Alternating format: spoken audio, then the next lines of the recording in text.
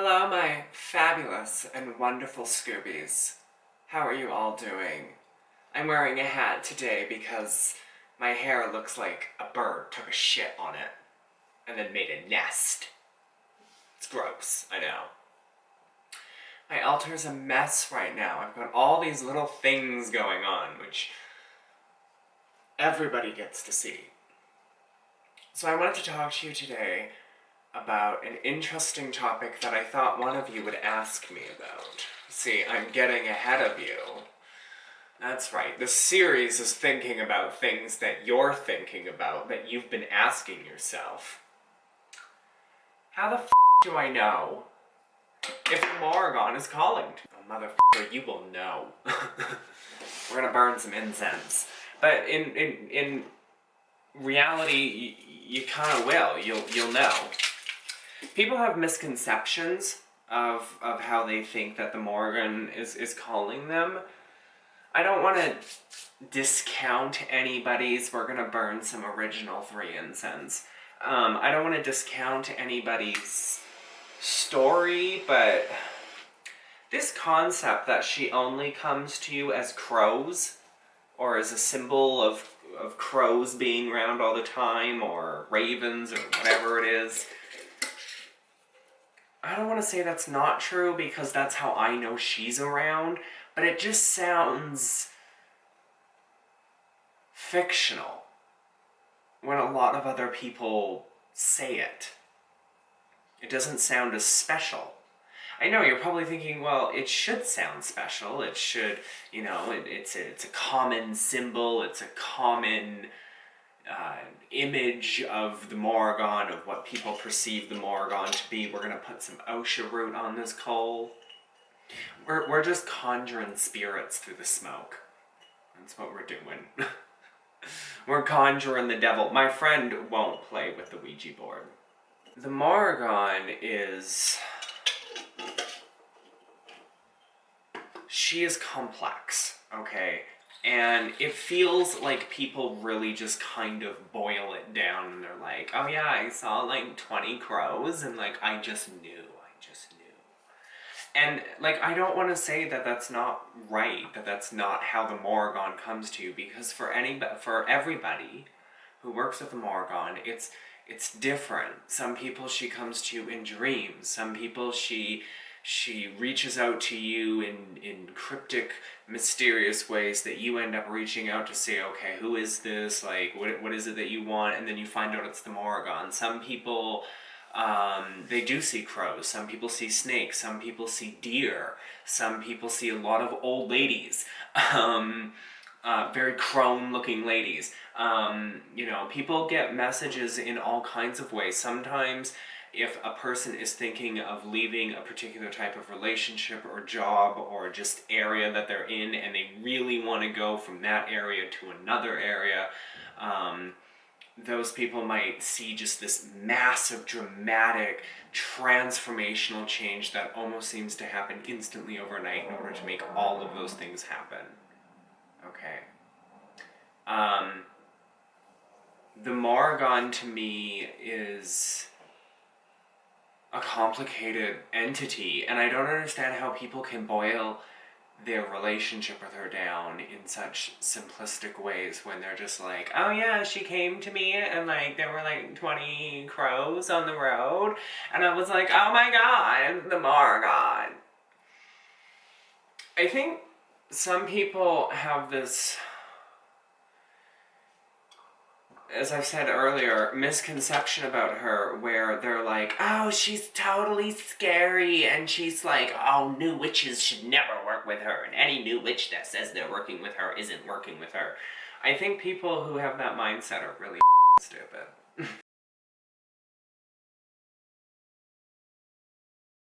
I really do believe that people who think that the Morrigan is one specific way are really stupid.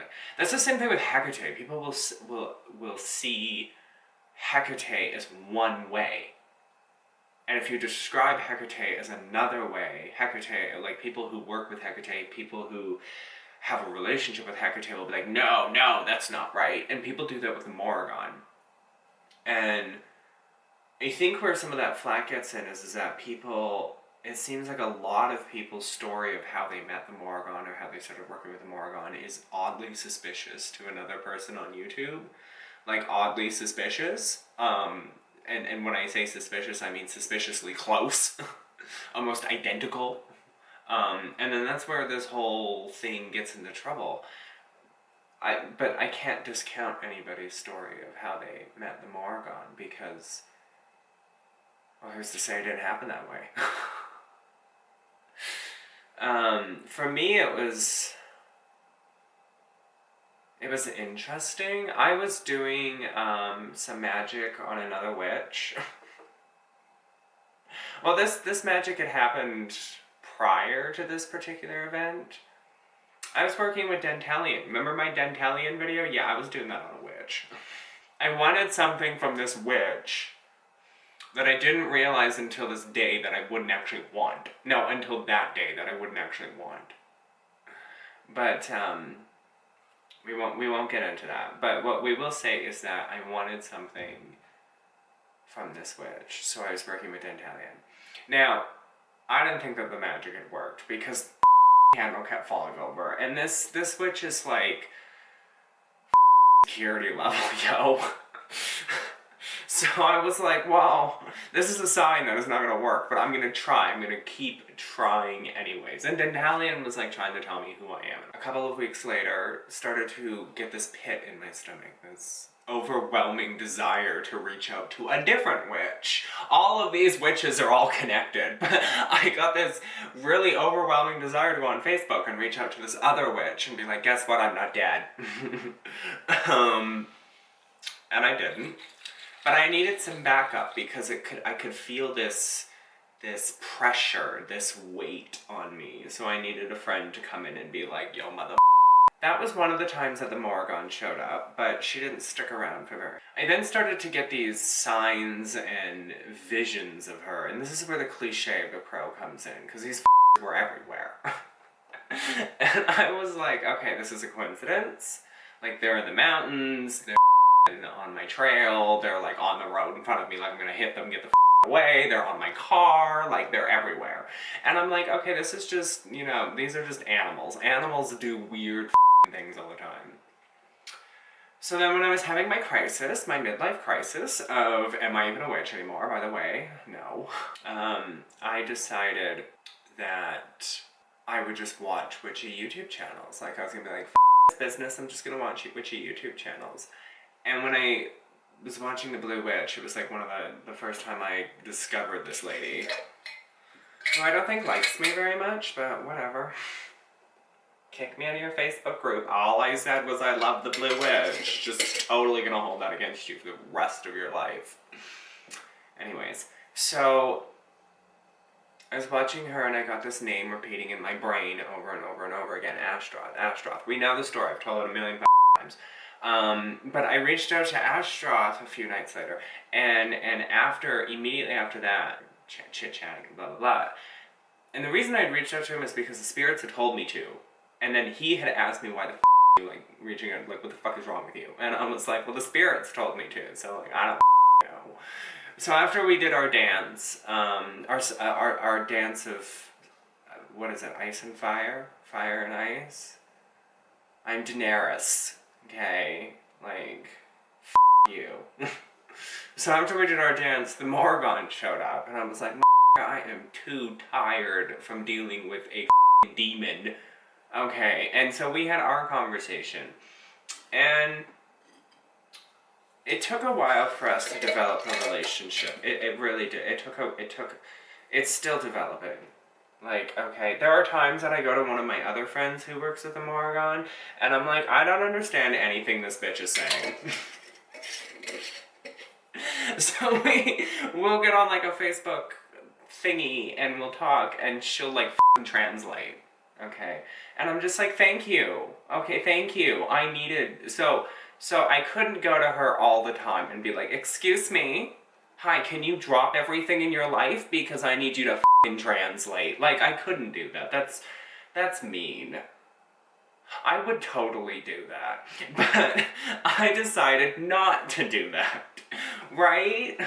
I was really baked one night, as I am most nights, including tonight.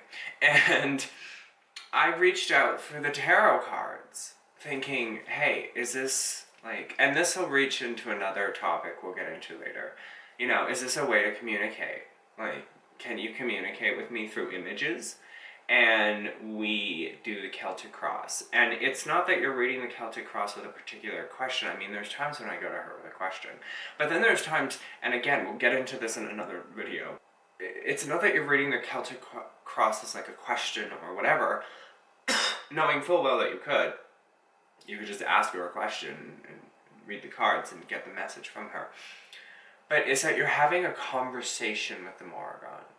Okay, it's like you're having a conversation back and forth, and each of the cards is like telling that conversation. It's telling you of everything that she wants to tell you. It could be 4 or 5 different things. Oh, your love life is going to shit over here because of X, Y, or Z, or your job is going to go really well this week, or like there is this energy that's in your space that you should get rid of, or you know, shit like that. Like, it's just this conversation that you have. It's not necessarily that you're reading the cards in the way that you're used to reading them, and we'll get into that in another video. Okay? How do you know when the Morrigan is calling you? Like, can I answer the question already? The way you know the Morrigan is calling you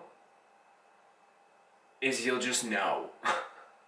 That's the whole point of this video and this series, is that there's no quantifiable way to say, yes, the Morrigan is calling you. There are signs and subtleties that she may throw at you that could be what your friends are saying, that's from a different god or goddess, when in reality it could be her.